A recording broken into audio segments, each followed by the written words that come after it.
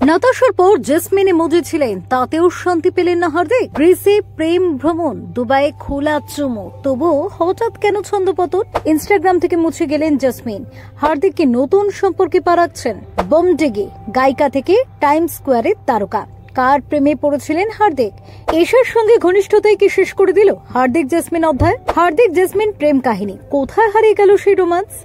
সবকিছু ঠিকঠাকই চলছিল। জেসমিনের সঙ্গে খোলা ছুটির ছবি, প্রেমের প্রকাশ্য স্বীকারোক্তি, একসঙ্গে দেশ বিদেশ ঘোরা। মনে হচ্ছিল নাতাশার অধ্যায় শেষ করে জীবনে নতুন আলোর সন্ধান পেয়েছেন হার্দিক পান্ডিয়া। কিন্তু বাস্তবটা কি এতটাই সরল? আচমকাই বদলে গেল দৃশ্যপট। যে সম্পর্কে 1 বছর ধরে একান্ত সময় কাটিয়েছিলেন সেই জেসমিন হঠাৎ করে হয়ে গেলেন অনুপস্থিত, না ছবিতে না ইনস্টাগ্রামে। তাহলে কি আবারও ভাঙল হার্দিকের ব্যক্তিগত জগৎ? 1 মাসও হয়নি নাতাশা স্ট্যানকোভিচের সঙ্গে বিবাহ বিচ্ছেদের, আর তার মধ্যে হার্দিকের নাম উঠে এলো একাধিক নারীর সঙ্গে। এর মধ্যে সবচেয়ে আলোচিত ছিল ভারতীয় বংশোদ্ভূত ব্রিটিশ গায়িকা জেসমিন ওয়ালিয়া। বম ডিগি ডিগি গানে পরিচিত এই গায়িকা শুধু গানের দুনিয়াতেই নয়, বলিউড, ইউটিউব, টাইমস স্কোয়ার সব জায়গায় নিজস্ব ছাপ রেখে গিয়েছেন। 2014-15 সালে এশিয়ার সেক্সিয়েস্ট ওমেন তালিকায় নামও ছিল তার।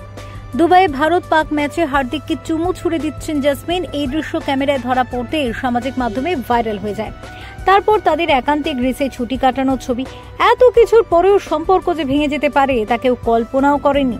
তবে সূত্র বলছে জেসমিনের সঙ্গে দূরত্ব তৈরি হয়েছে হার্দিকের নতুন ঘনিষ্ঠতা ঘিরে। অভিনেত্রী এশা গুপ্তার সঙ্গে তার সময় কাটানো এবং ঘনিষ্ঠ মুহূর্তের কিছু খবর উঠে যাওয়ার পরই নাকি জেসমিন এক প্রকার নিজেকে গুটিয়ে নেন। ইনস্টাগ্রামে একে অপরকে আনফলো করে দেন দুজনে। হার্দিকের জীবনে একের পর এক সম্পর্ক, কিন্তু কোনোটিই যেন স্থায়ী হচ্ছে না। ভক্তরা প্রশ্ন তুলছেন, এ কি শুধুই ক্রিকেটারদের গ্ল্যামার জগতের প্রভাব, নাকি হার্দিক সত্যি খুঁজে পাচ্ছেন না মানসিক শান্তি? আপাতত নাতাশা জেসমিন পর্বের পর নতুন কাহিনী শুরু হবে কিনা সেটাই এখন দেখার। ফেরো রিপোর্ট, টক টু টাইম।